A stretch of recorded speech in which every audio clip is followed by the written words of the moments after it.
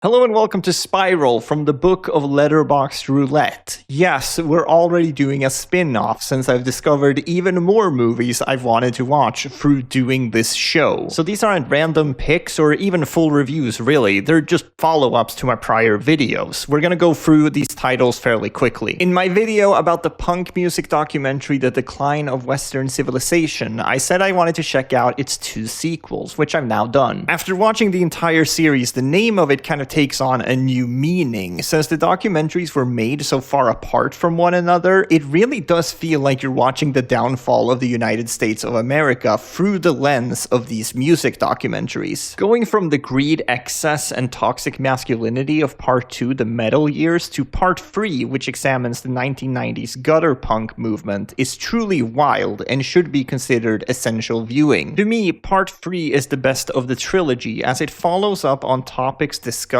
in the original film, but with a lot more focus. Simultaneously, it also manages to be a very thoughtful exploration of homelessness in America, specifically Los Angeles. There's less of an emphasis on concert footage in Part 3, and I think they made the correct decision there, even though the music that is included is still good. I just thought all of the interview subjects for Part 3 were fascinating, and I wanted to spend more time with them. Part 3 and Part 1 are very similar in that regard. They're the type of documentaries where after finishing them, you immediately want to look up a Where Are They Now video. Part 2, The Metal Years, on the other hand, is absolutely ridiculous. If you would have shown me some of the scenes here out of context and told me they were from a mockumentary about 80s metal, I would have believed you. Except for a few voices of reason, one of them being Lemmy from Motorhead, these guys are all terrible people, and you'll be laughing at them and their incredibly fragile male egos. You probably already guessed this from the subject matter, but the sexism runs rampant in this one. There's a part in this where they document a metal beauty pageant, and it made me feel like I was losing my mind. After all the girls had done like their dances or numbers or whatever, this really shitty, unsigned local band called Odin was supposed to play. So the owner of this beauty pageant fucking strip show thing is trying to get the crowd shouting, Odin, Odin, but no one gives a fuck about Odin. Like, who are these guys? And then it cuts to the members of Odin all sitting in a hot tub being like, yeah, we're pretty sure we're gonna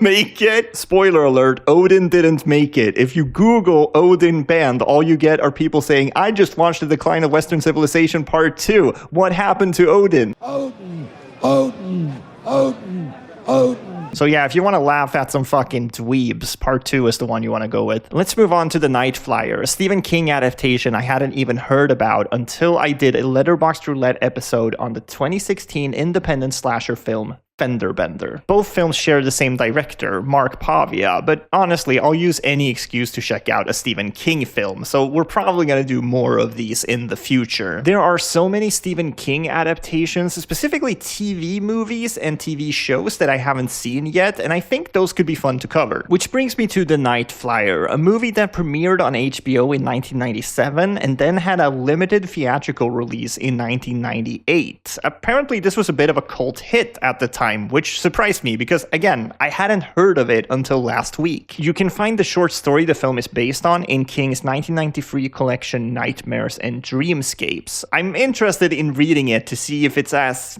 goofy as the movie. I didn't love it, unfortunately. The Nightflyer is essentially a serial killer story, but the serial killer is a vampire. The main character is a journalist for this shitty tabloid magazine that also reports on true crime. They dubbed the serial killer the Nightflyer since he pilots a private plane and generally kills people close to where he lands. It's kind of absurd that the villain of this movie is a vampire pilot, but you just kind of have to go with it. The main character also flies a plane in the movie and chases after the Nightflyer. It's absolutely ridiculous. They play it pretty straight though, which honestly kind of killed parts of the movie for me. They went for this noir-style, hard-boiled detective type of lead character, and it just didn't work for me. He comes across as an asshole, and it's pretty frustrating because there were other characters that I actually did enjoy spending time with. Some of those characters are also really bad people, to be clear, but they're fun to be around. Dan Monahan plays the editor-in-chief for this magazine, and he's like the worst person in the world. He literally says, I want the Nightflyer to kill kill more people so we can sell more copies of our magazine. Even so, I liked watching him more than the main character, because at least that's like a fun, unhinged villain performance. I know I'm not supposed to root for that guy. I hate that guy, and it's kind of fun to do so. For the most part, though, I found the Nightflyer to be a pretty drab experience, even though the third act does get pretty spooky. There's some great special effects and gore from K&B Effects, so it's not all bad. I was just hoping for more.